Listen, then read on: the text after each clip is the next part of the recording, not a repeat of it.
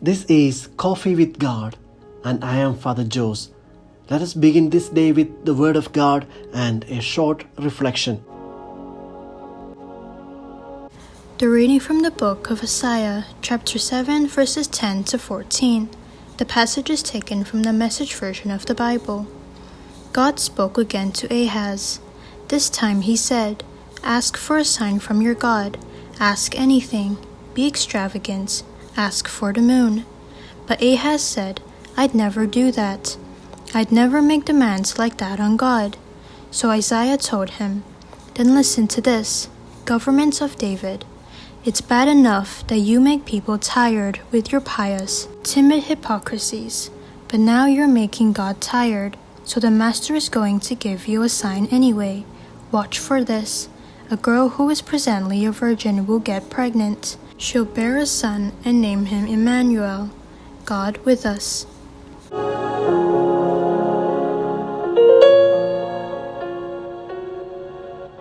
Reflections on the book of Prophet Isaiah, chapter 7, verses 10 to 14. The historical context in which this oracle was uttered is well known. In the year 734 BC, the kings of Aram and Israel joined forces to free themselves from the Assyrian invasion, and they wanted Ahaz, the king of Jerusalem, to join them. But he refused. So the two decided to dethrone him, end his dynasty, and enthrone a king who will side with their projects. The young Ahaz, just past 20 years of age, was frightened. He is a descendant of David, a member of the noble family to whom the eternal kingdom was promised. Through the prophet Nathan, God gave the assurance, "I will firmly establish the reign of David's family forever. I will not withdraw my protection from him. His reign will last forever." But King Ahaz's faith in God was fragile and even committed the horrific crime of sacrificing his only son to the idols, and went ahead with his plan of seeking help from Assyria. Upon learning of the decision of the king, Prophet Isaiah confronted Ahaz. He asks him to trust not in Assyria but in the Lord and his promises. There is nothing to fear. His dynasty will reign in Jerusalem forever, as the Lord had promised. But Ahaz refuses to pay attention to the prophet.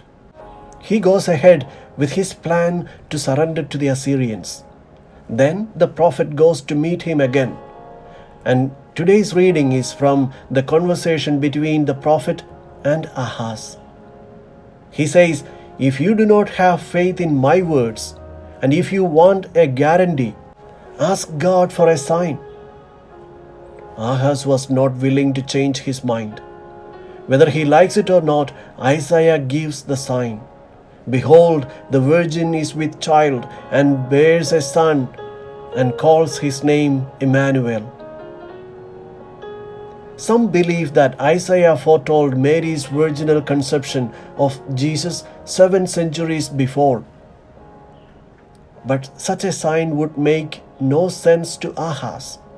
The virgin whom Isaiah refers to is the young wife of the king.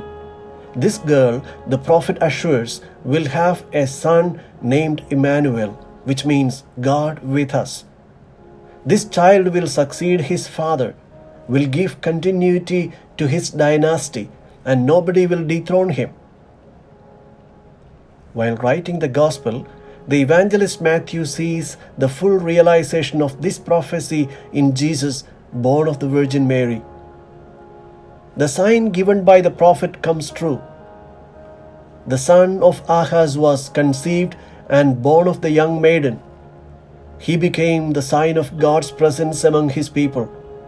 He was a good king, although not the exceptional king Isaiah expected. Ever since, Israel starts to wait for another king, a son of David, who would fully fulfill the prophecy of God with us. In today's Gospel, Matthew points out, He is the Son of the Virgin Mary.